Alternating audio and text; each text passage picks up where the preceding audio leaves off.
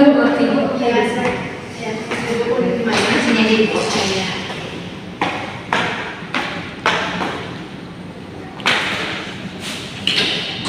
Oke, sebelumnya untuk memulai kegiatan kita supaya kita lebih enak untuk berbicara, alangkah baiknya kita sebelumnya perkenalan dulu ya. Baik Ibu. Silakan dari Ananda untuk memperkenalkan diri terlebih dulu. Baik Ibu, nama saya Yosa Amanda. Biasa saya dipanggil Yosa. Saya dari jurusan biologi semester 4 Ibu. Iya. Jadi Ibu bisa memanggilnya Yosa. Iya Ibu. Oke. Yosa sudah perkenalan dan selanjutnya Ibu juga akan memperkenalkan diri. Perkenalkan, nama Ibu Yulia. Ibu berasal dari Kabupaten Maluku Kota dan Yosa bisa memanggil Ibu Yuli. Ya. Sebelumnya Yosa tahu ruangan Ibu dari siapa ya? Mungkin dari salah satu teman Yosa yang pernah bercerita itu ada salah satu Ibu BK yang bernama Ibu Iol dan dijalannya di sini. Oh iya, jadi tahunya dari teman ya, Ibu. Sebelumnya Yosa kesini pakai apa? Yosa itu kegiatan dari kampus Ibu. Sebelumnya ada kegiatan di kampus atau gimana? Karena tadi sebelum kesini itu ada perkuliahan di sebelah Ibu. Ya. Jadi di sini Yosa mau melakukan konseling ya? Iya Ibu. Sebelumnya Yosa sudah pernah melakukan konseling?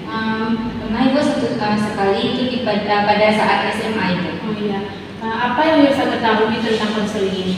Yang saya tahu itu konseling itu kita bercerita kepada salah satu dosen yang guru yang jurusan BK itu kita dapat mengekspresikan apa yang kita rasakan di dalam hati kita yang tidak dapat disampaikan kepada teman-teman atau kepada yang lain.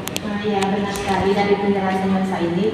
Jadi Ibu sedikit menambahkan ya pengertian dari apa itu konseling yang kita lakukan ini. Baik, konseling itu adalah suatu layanan yang diberikan oleh konselor kepada konseli, yang mana Ibu sebagai konselornya dan Yosa sebagai konseli.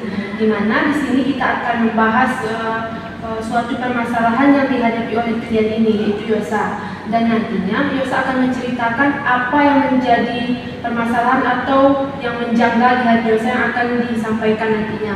Dan insya Allah dengan kegiatan ini kita dapat menyelesaikan masalah tersebut dan Yosa tidak akan memiliki pikiran yang dapat merusak mood atau merusak kegiatan kita sehari-hari. Di dalam konseling ini tujuannya yaitu kita akan memecahkan masalah yang Yosa hadapi nantinya dan membantu untuk menyelesaikan masalah tersebut sehingga masalah ini tidak berlarut-larut dan pikiran Yosa jadi tenang dan tidak memikirkan hal itu lagi.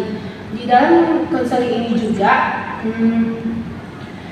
Yosa bercerita apa adanya, tidak perlu ada yang ditutupkan dan secara terbuka menceritakan apa yang dirasakan atau menjaga di dalam hati. Di dalam konseling ini Ibu juga sudah melakukan janji konselor yang mana cerita yang Yosa sampaikan ke Ibu ini tidak akan Ibu sampaikan kepada siapa-siapa itu orangnya. Cukup kita yang tahu di sini. Jadi Yosa tidak perlu takut untuk menyampaikan apa yang ingin disampaikan. Tidak perlu merasa cemas kalau Ibu nanti akan masih tahu permasalahan yang dihadapi. Maka ada yang ingin ditanyakan atau kurang paham? Mungkin sejauh ini tidak Ibu. Kita lanjut aja ya. Apa yang ingin Yosa sampaikan kepada Ibu? Baik Ibu, terima kasih untuk waktunya terlebih dahulu. Itu permasalahan itu terjadi pada satu angkatan kami Ibu. Sebelum itu ada salah satu dari teman kami yang memiliki sifat yang sangat egois, yang sangat memiliki sifat yang ingin dijunjung tinggi, itu tidak mau kalah dengan prestasi maupun apa yang dikatakan oleh temannya. Itu tidak hanya Yosa saja yang merasakannya, tapi juga banyak teman-teman Yosa yang merasakan atau merasa kesal dengan sifat yang ada pada diri teman kami ini.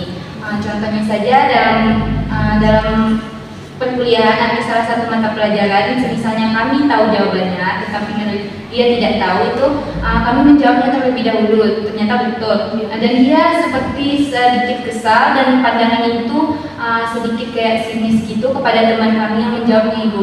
Seharusnya sebagai teman itu kita harus mendukung gitu, Bu. Sama-sama belajar dalam sebuah pembelajaran ini, tidak harus saja diri kita yang saja yang unggul gitu. Jadi kan tadi permasalahannya seperti yang saya ceritakan tadi, teman itu merasa egois dan mau menang sendiri gitu. Seperti apa perilaku yang dicerminkan oleh teman tersebut sehingga Yosa bisa mengatakan bahwa dia itu egois? Baik Ibu, mungkin karena Yosa mengatakan dia egois, berarti ada sifat yang Yosa rasakan itu menuju ke egois. Itu contohnya saja Ibu. Kami kan di dalam biologi ini dituntut untuk kompak, bersifat kekeluargaan. Tetapi dia itu memilih kepentingan pribadi, Bu. Seperti misalnya kami ada masalah dalam satu angkatan, itu harus dipecahkan sama-sama. Tetapi dia dalam permasalahan tersebut tidak pernah ikut campur, tidak bisa menyelesaikannya dan berdiskusi dengan teman-teman kami, Bu. Itu dia kalau tugasnya tidak siap, berarti dia akan merasakan kami itu penyebabnya, Ibu. Dia akan merasa tugas dia nomor satu, kami ini hanya sampingan dia. Padahal di dalam angkatan itu berkelompok itu kekeluargaan itu sangat dijunjung tinggi, Bu. Karena itu tidak masalah individual saja gitu, Bu. Itu contohnya satu lagi itu dalam tugas menugas misalnya, Bu. Kami misalnya tugas kami sudah siap, tetapi dia belum siap, dia akan menanya ke kami, pasti kami kasih, Bu. Tetapi kalau tugas dia mengerti, tugas dia selesai, kami minta tugas dia itu pasti dia bilang belum siap. Ternyata tiba-tiba dia sudah mengumpulkan gitu. Sebelumnya Yosa pernah berbicara atau menanyakan kepada temannya ini kenapa dia begitu, dan apakah pernah langsung membicarakan kepada teman tersebut? Mungkin kan salah satu dari sebelumnya itu Yosa juga menjadi teman terdekatnya, Ibu. Yosa sudah pernah mengatakan ke dia, jangan seperti itu, nanti teman-teman kita tidak suka dengan sikap kita itu. Tapi dia mengatakan, ya bagaimana, itu sikap saya gitu. Dia merasakan yang dia lakukan itu benar gitu. Jadi mungkin ada keegoisan dan keras hati dalam diri dia gitu. Baik. Di dalam kelas itu apakah dia memiliki teman dekat atau kayak persahabatan gitu, atau dia suka menyendiri atau bagaimana? Mungkin dulu sebelum semester ini dia satu kelas dengan Yosa, Ibu. Itu memiliki teman dekat itu Yosa, Naila, dia dan Julia. Tetapi pada saat semester 4 ini, saat semester sekarang ini dia pindah lokal ke sebelah, Ibu. Itu tepatnya kelas A. Tetapi di situ juga dia membuat permasalahan yang membuat kelas itu berantakan, Ibu. Memiliki kubu-kubu yang berpecah gitu, Bu. Jadi dari yang Yosa ceritakan tadi, Ibu merasakan apa yang Yosa rasakan itu.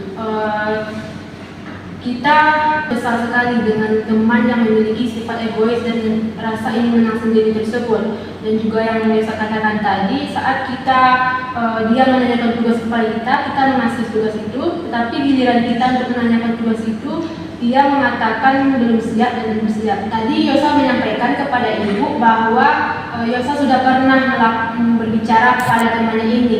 Apa respon dan tanggapan dari teman-temannya ini?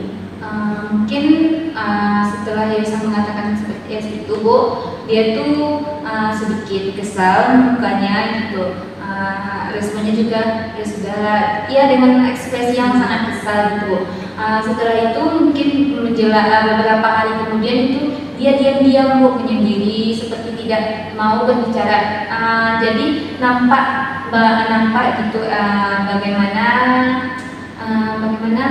sifat dia yang setelah kita beritahu, mungkin dia sedikit dendam karena Yosa juga sedikit mendendamkan gara-gara sifat dia tersebut, Ibu.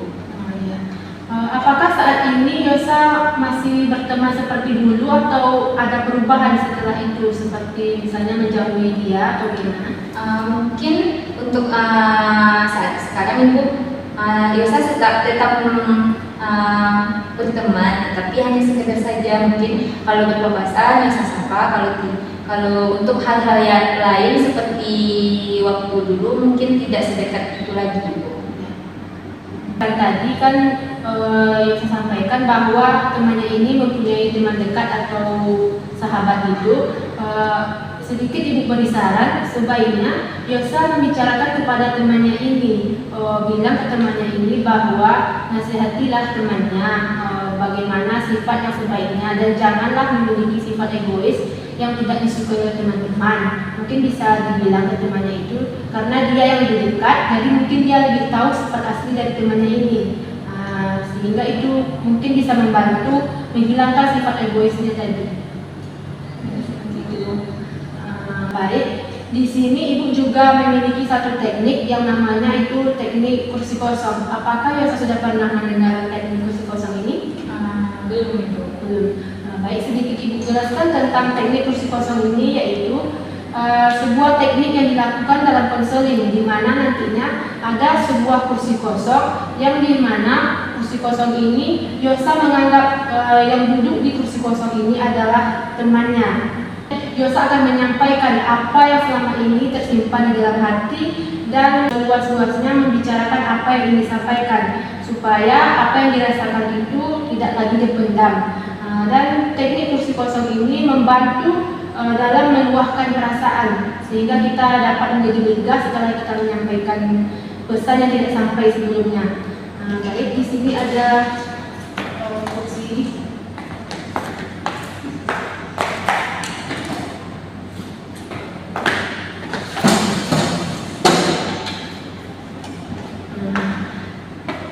Baik, di sini ada kursi kosong. Di sini Yosa akan menceritakan apa yang ingin disampaikan kepada temannya ini, sehingga permasalahan yang dihadapi nanti bisa terselesaikan. Jangan ada yang dipendam, sampaikan apa saja yang ingin disampaikan. Kalau kita langsung coba, boleh Ibu.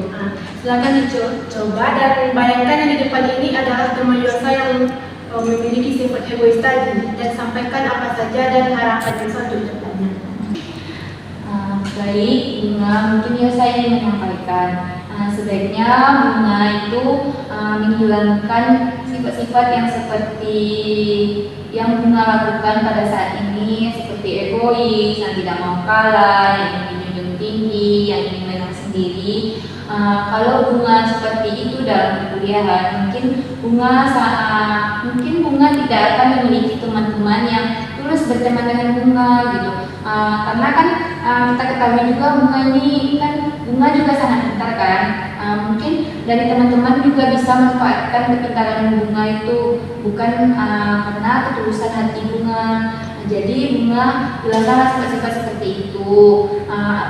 Asalnya untuk memulai hal-hal yang positif terlebih dahulu seperti menerima kenyataan, mendukung teman-teman dengan prestasi yang dilakukan, yang diraih oleh teman-teman kita. Tidak hanya tentang diri kita sendiri terlebih dahulu, tetapi bagaimana kita melakukan kekompakan dalam sebuah kelas tersebut. Apalagi Bunga sekarang sudah memiliki teman baru di kelas satu lagi. Itu sebaiknya bagaimana Bunga di kelas kami terlebih dahulu itu sebaiknya dibuang saja sifat-sifat seperti itu. Takutnya di lokal sebelah itu terjadi perpecahan kembali karena keegoisan atau asut-masut dari diri Bunga sendiri gitu. Mungkin hanya itu saran dari Yosa. Kalau ada salah penyampaian mungkin dari Yosa yang bisa menyinggung hati Bunga, mohon maaf. Mungkin hanya itu. Dari apa yang disampaikan kepada temannya tadi, kira-kira bagaimana respon dari temannya ini terhadap apa yang Yosa bicarakan kepada dirinya? Mungkin kalau semisalnya mengatakan itu dengan lembut, dengan hati ke hati, mungkin Bu itu insya Allah mungkin dia bisa berubah, tetapi berubahnya mungkin hanya sesaat gitu. Karena kami juga sudah tahu bagaimana sifat dia, gitu. Tapi tidak tahu kan itu sifat dia bagaimana untuk selanjutnya. Kira-kira kapan Yosa akan berbicara langsung dengan temannya ini? Mungkin dalam waktu dekat Ibu. Kira-kira berapa hari lagi atau bagaimana? Mungkin dalam menjelang 5 hari ke depan. Setelah Yosa membicarakan hal itu kepada temannya, kapan Yosa akan menyampaikan dan apa yang Yosa bicarakan kepada teman itu kepada ibu, atau kembali ke sini lagi untuk membicarakan apa hasil dari diskusi yang Yosa lakukan dengan teman itu? Baik Ibu, mungkin setelah Yosa mengatakan misalnya 5 hari ke depan itu sudah tersampaikan, mungkin setelah Yosa menyampaikan kepada teman Yosa itu, Yosa akan langsung menemui Ibu mengatakan apa yang telah terjadi pada saat kami diskusi itu kepada Ibu. Iya. Di sini kita sama-sama berharap ya, semoga permasalahan yang Yosa hadapi ini cepat selesai, dan walaupun pertemanannya tidak seperti dulu lagi, setidaknya pertemanan itu jangan sampai rusak atau menimbulkan permasalahan yang lebih besar lagi dari sebelum-sebelum ini. Kita juga berharap tidak ada lagi pikiran yang merasa menjadi beban dalam kehidupan kita sehari-hari. Kurang lebih seperti itu. Dari kegiatan yang kita lakukan ini, apa yang Yosa rasakan saat ini? Ibu, mungkin Yosa merasakan itu lebih lega gitu, lebih ada untuk teman bercerita, ada juga solusi dari Ibu juga. Terima kasih solusinya Ibu. Mungkin dengan teknik arus kosong ini juga ya bisa mungkin simulasi gitu Bu untuk bercerita kepada dia sebaiknya bagaimana. Kita ya sama-sama berharap ya semoga permasalahan ini cepat selesai. Baik Ibu, terima kasih untuk semuanya yang telah mendengar cerita Yosa, mengasih solusi dan waktunya Ibu. Ya, sama-sama Yosa. Mungkin hanya itu saja Bu untuk untuk pertemuan ini. Mungkin saya selanjutnya ada kelas. Yosa pamit terlebih dahulu Ibu. Ya, terima kasih atas waktunya ya. Terima kasih Bu. Ya.